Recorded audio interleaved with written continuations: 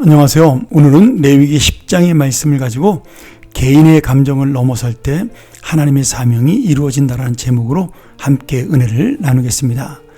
이 레위기 10장에는 비극적인 장면이 소개가 됩니다. 대제사장 아론에게는 나답과 아비후, 엘르아살, 이다말 이렇게 네 아들이 있었고 이 네 아들도 아버지와 함께 제사장의 직분을 감당을 했습니다. 그런데 그 중에 장자와 둘째인 나답과 아비후가 하나님의 성전에 있는 향로에 하나님이 원하시는 불이 아니라 다른 불을 담아 분향했다가 오늘 하나님의 불에 삼켜져 심판당하여 죽었다라고 말씀합니다.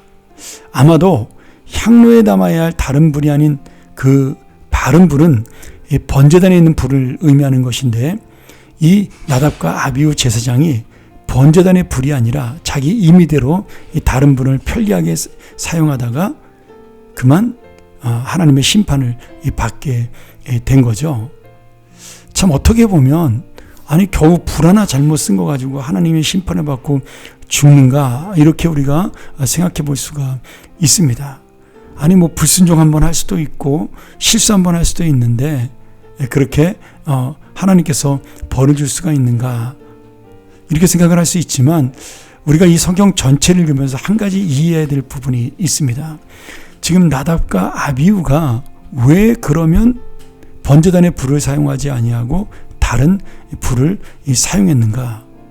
아니 어차피 제사를 지내는데 안쪽에 있는 불을 사용하지 왜 특별히 바깥쪽에 있는 불을 사용하는 그런 잘못을 저질렀는가 생각을 해볼 수가 있는데요. 8절과 9절에 보면 갑자기 제사장이 술을 마시지 말라고 그렇게 금지하는 말씀이 주어집니다. 그리고 그 이유가 뭐냐? 거룩하고 속된 것을 구별하여 부정하고 정한 것을 잘 가려서 백성들을 잘 가르치기 위해 독주를 마시지 마라 이렇게 말씀하고 있습니다. 그러면 왜 갑자기 독주 이야기가 나왔을까? 우리가 그렇게 추정해 볼 수가 있는 거죠. 아마도 나답과 아비후가 술을 먹고 취해서 그 불을 다른 불을 사용한 것이 아닌가 추정해 볼 수가 있습니다.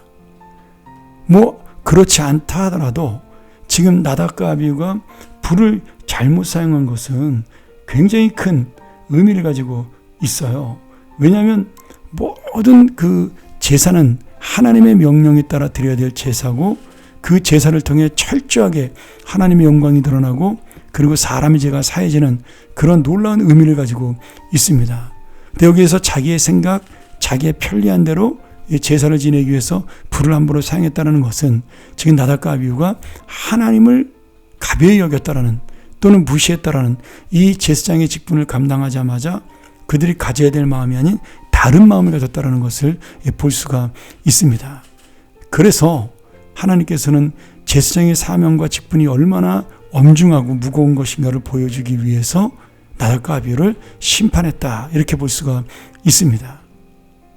그리고 하나님께서는 모세에게 나답과 아비후가 죽은 것은 하나님의 거룩함과 영광을 나타내는 그러한 불가피한 조치였다라고 말씀했을 때 성경에서 뭐라고 말씀하고 있어요? 아론이 그의 말씀을 듣고 잠잠했다라고 표현합니다. 참 이게 또 아론이 대단한 거죠. 자신의 큰아들과 둘째 아들이 한 번에 죽었는데 불구하고 아론은 잠잠하게 하나님의 뜻을 받아들였습니다. 어쩌면은 우리가 지난번에도 한번 이야기를 나눴지만 아론은 금송아지를 섬겼던 만들었던 그러한 악한 행위에도 불구하고 자기가 대제사장이 되고 자신의 식구들이 제사장 가문이 된 것에 대해서 하나님께 감사한 마음을 가진 거죠. 그러니 그가 지금 큰아들과 둘째 아들이 잘못해서 죽었어도 그것은 하나님의 뜻 앞에 당연한 것이라고 그리고 내가 정말 하나님 앞에 이것은 죄송하고 잘못된 것이지 하나님 앞에 항의할 일이 아니라고 생각을 한 겁니다. 그만큼 이 아론은 자신의 죄인됨과 그리고 이 제사장의 직분이 얼마나 소중한 것을 알고 있었다라는 거죠.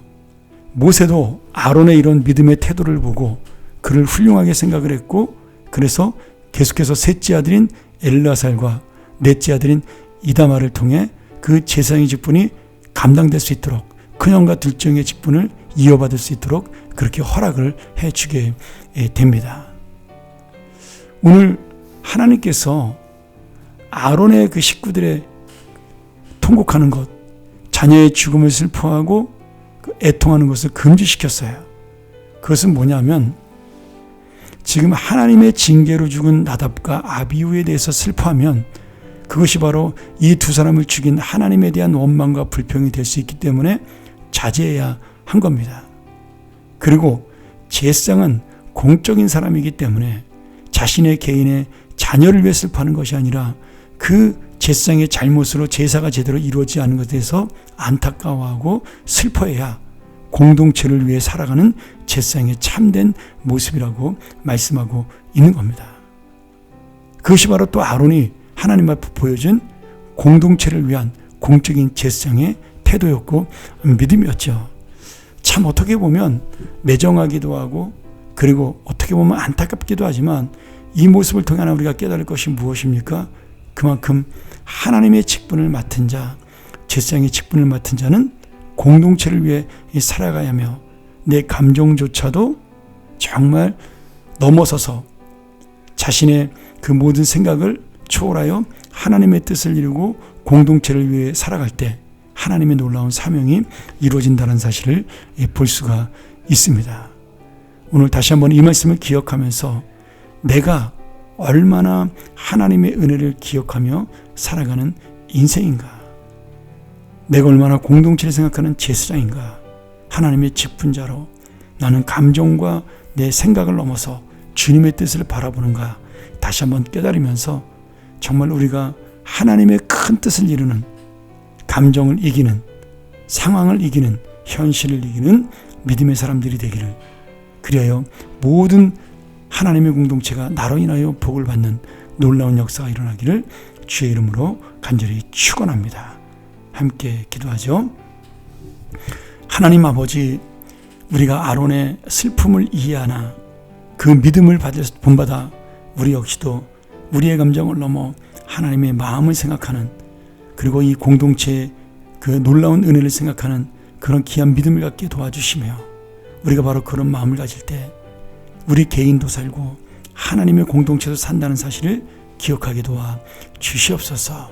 아버지 하나님, 내가 맡은 사명이 얼마나 중요한지 나답과 아비후의 죽음을 보며 깨닫게 도와주시고 우리는 이 공동체의 사명, 이 놀라운 제사장의 사명을 잘 감당할 수 있는 오늘 하루의 삶이 되게 하여 주시옵소서. 예수님의 이름으로 간절히 기도합나이다. 아멘.